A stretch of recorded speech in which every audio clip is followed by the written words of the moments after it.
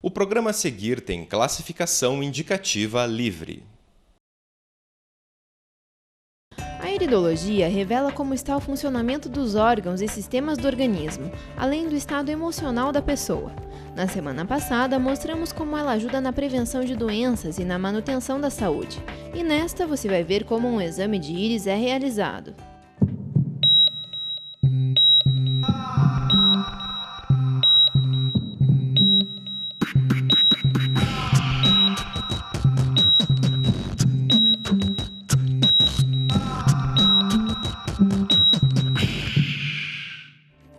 O olho é uma extensão do sistema nervoso e as alterações no organismo são impressas na íris no exato momento em que elas acontecem. Por isso, ele foi mapeado por especialistas. Então nós analisamos nas fibras dessa íris sinais da genética da família, né? Ou seja, a íris ela mostra o DNA, o genótipo, né? A condição cromossômica da pessoa. Esse preto é a pupila, o olho direito, o olho esquerdo. Veja que ao redor da pupila nós temos o estômago e depois o intestino. Aqui o pulmão direito no olho direito, o pulmão esquerdo no olho esquerdo. O coração aqui mais do lado esquerdo. Aqui das 11 a 1, como se fosse num relógio, é a parte cerebral. Então aqui que a gente vê tendências à esquizofrenia, a pânico, a depressão, a problemas de libido sexual, por exemplo, a estafa, a pessoas que têm hipertensão, problemas na fala, problemas com aprendizado. A gente vê tudo nessa área aqui. A avaliação iridológica começa na cor da íris. Nós temos o azul puro, o castanho, né, o marrom, e o esverdeado, que é uma mistura do azul com o marrom. E segue com a observação das fibras. A primeira coisa que a gente fala na avaliação é a densidade das fibras. Então, por exemplo, uma íris com as fibras bem fechadas é uma pessoa de genética extremamente forte. À medida que elas vão abrindo as fibras, a pessoa vai ficando com uma genética mais frágil. E de todos os sinais que podem aparecer nelas. Essa situação, por exemplo, é uma pessoa com câncer intestinal. Todos esses buraquinhos pretinhos na área do intestino são focos de substâncias cancerígenas, de pólipos, né, de tumores. Esse aqui é um sinal, por exemplo, clássico de diabetes. Você vê, a íris ela não revela doença, mas já por toda uma pesquisa de anos, sempre quando a gente vê esse sinal aqui, a gente já fica alerta. Talvez careça de estudos, mais estudos, né? Aqui caberia tranquilamente uma tese de mestrado, de doutorado, né? Esse tipo de lacuna, quando as pessoas apresentam, é um histórico, é lacuna medusa, porque parece uma medusa, não parece? Uma água-viva. Então, quando a pessoa apresenta esse tipo de lacuna, ela tem uma tendência à tuberculose. É um histórico familiar de muita tristeza. E isso afeta a parte respiratória, né? O formato das fibras também pode revelar 4 personalidades diferentes. Um arquiteto pode se utilizar da iridologia para avaliar o perfil psicológico do seu cliente. Por exemplo, se a pessoa tem muitas manchas no olho, muitas manchas, são pessoas muito racionais. Querem as coisas tudo quadradinho, tudo certinho, sabe? Não gostam de coisas muito extravagantes. Já as pessoas que têm o olho parecendo uma flor, que é esse segundo caso aqui, parece uma flor, cheia de lacunas, são pessoas extremamente emotivas. Se um arquiteto, por exemplo, ele se utilizar simplesmente dessa pequena observação e olhar assim, meu cliente é emocional. Então ele não vai querer uma coisa quadradinha, ele vai querer uma coisa que todo mundo olhe, nossa, isso é muito legal, como é que você pensou nisso? Ele vai querer uma coisa assim, ele vai querer uma coisa diferente dos outros.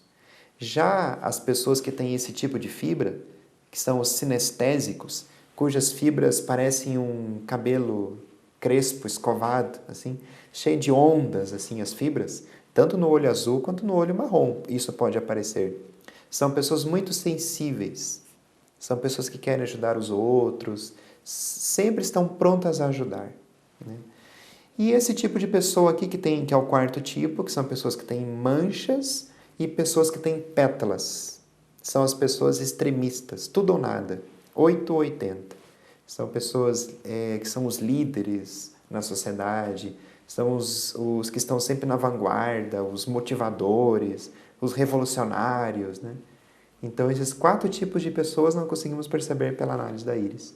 Depois dessa explicação, eu fiquei até curiosa para saber o que a minha íris pode revelar. Paulo tirou uma foto aproximada dos meus olhos e fez uma rápida observação deles. Esse aqui é o teu olho direito e a foto do olho esquerdo. Então veja que só por você ter o olho marrom, já indica que você deve cuidar mais com o sistema cardiocirculatório e fígado. Então, o teu sangue sempre tem que cuidar mais com circulação, sempre tem que cuidar mais com o fígado. O fígado tem uma relação muito grande com a circulação. E sempre cuidar com essa parte cardiorrespiratória, né?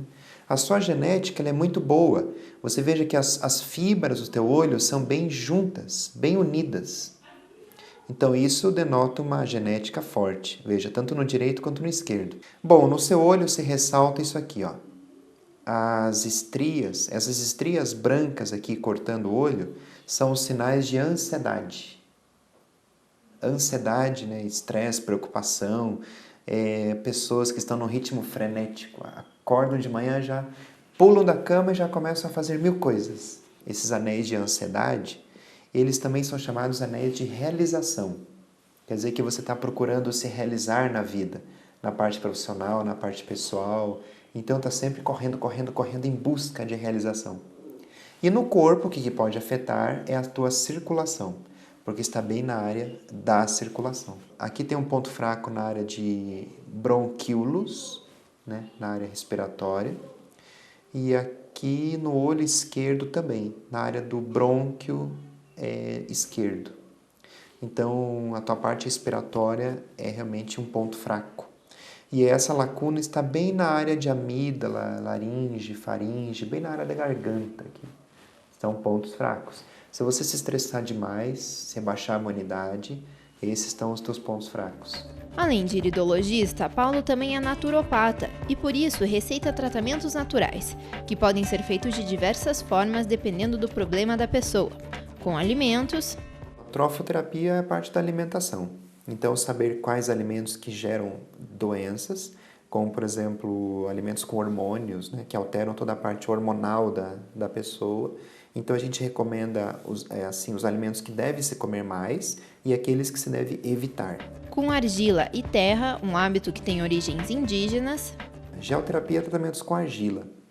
Né? Agora há pouco, por exemplo, eu atendi uma pessoa com cólicas, né, com problemas intestinais. A melhor coisa é aplicar barro, por exemplo, sobre o abdômen.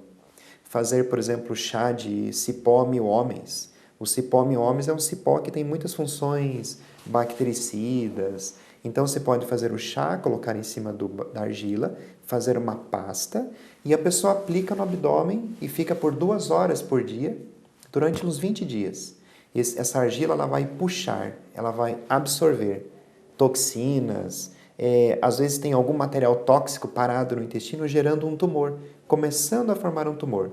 E quando ela aplica a argila, o barro, a geoterapia, a argila vai absorvendo tudo isso. E depois quando ela tira, joga fora e lava, aquela argila ela não vê. Mas se for fazer uma análise microscópica, está cheio possivelmente de parasitas e de substâncias cancerígenas. Com plantas. Fitoterapia com plantas medicinais. Deve-se tomar cuidado com algumas plantas, isso a gente estuda dentro do curso, né? Plantas que são tóxicas, plantas que não se devem misturar, plantas que são muito interessantes, como melissa, como camomila, para o sistema nervoso, plantas, por exemplo, como dente de leão, para problemas intestinais, o anis estrelado, agora chegando essa época de frio em Curitiba, né? Ele levanta a imunidade, né? Então, isso é a fitoterapia.